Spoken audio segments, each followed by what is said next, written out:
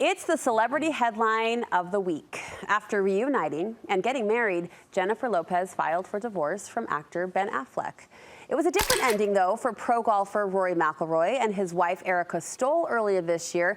After 7 years of marriage, McIllroy also filed for divorce through a spokesperson saying their relationship was irretrievably broken. Yet a month later, the couple dismissed the divorce, telling media, quote, "We have resolved our differences and look forward to a new beginning." Well, with this topic of reconciliation in the headlines lately, it brings up the question of success rates among couples who do reconnect.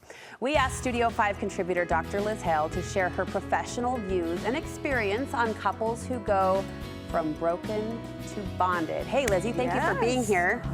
So I am curious about your reaction to that statement. Let's start there, that the McIllroy's marriage was once viewed as, what was it, irretrievably broken. Right. So for the last 30 years, you have helped so many couples come back together.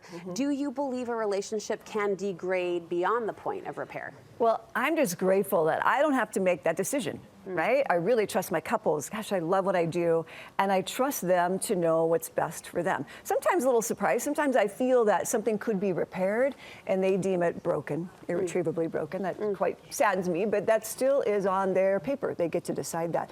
You know what I think is interesting? Let's just look at divorce rate as a whole. So first marriages, 40 to 50%, depending on which study you look at. Second marriages with new partners, the divorce rate is 60%. It's higher.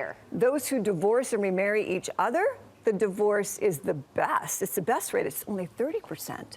So clearly something is happening if couples do remarry through the divorce process or even after divorce. It's kind of exciting. That is an interesting statistic to consider. Do you find this to be common, like a divorced couple that reconnects or recommits? Well, let me tell you, about half of the individuals who are in the divorce process right now are ambivalent about being there.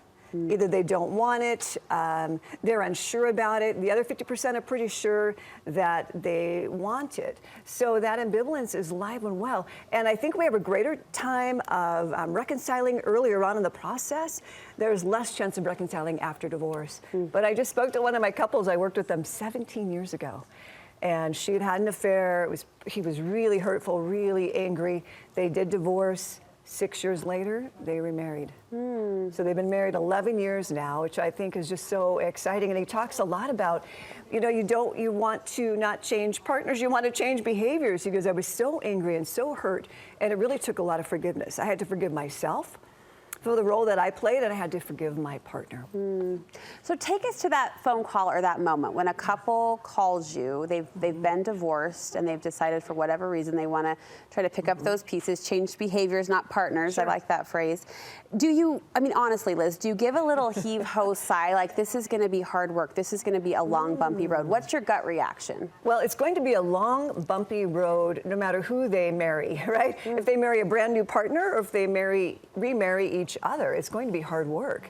Why not do everything we can, turn over every stone to see about saving that marriage, especially where children are involved? There's 1 million children every year that are in the middle of divorce and custody. That's a lot. Yeah, a lot Boy, of I'd love kids. to save more of those marriages. Is there any sort of, character combination or maybe like a shared history that when you're presented with that fact makes reconciliation, I guess if not impossible, just maybe not worth it? And again, that couple has to be the one to decide, right?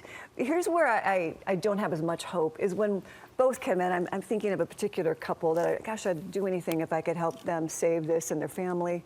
But neither one of them are too invested in really recovering, right? They both have their sides of two sides of the coin. They have their sides of the issue, and there's just not a lot of humility. There's not a lot of willingness to forgive. Every time I meet with them, it's what he did, what she did, and they just can't seem to break that cycle. I don't have as much hope there, but they're ready to decide. Yeah. They're going to decide. But it does take a very honest, look in the mirror, I think soul. it takes great humility. Yeah. And accountability, and just reconciling that. Wow, just because she had the affair, he had the affair, doesn't mean that I was not to blame for my part. I had a role in this. I would like to think, I do view the human heart as hopeful, right? Yeah. We have great hope and we have good reason to hope.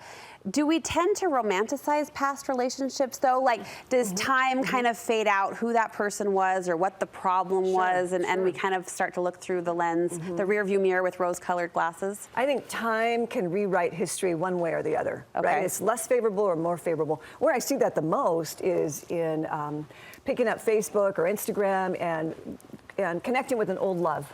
Right? We think back to those days of high school or college. Those were more carefree days than they are today. And sometimes we think, oh man, if I could just go back and see, you know, Ron Lowen was my love from high school. You know, it's just that we tend to rewrite history. Well, it feels lighter because it was lighter. It was so a much lighter time right? of life. Yep. And a lot of people try to bring that lightness into today, and it often doesn't work. Okay. Yep. I do find myself also thinking about this couple, right? Trying to pick up the pieces and go at it again. This couple's family and friends, right, who assumably have helped them down a very painful path to divorce. Right.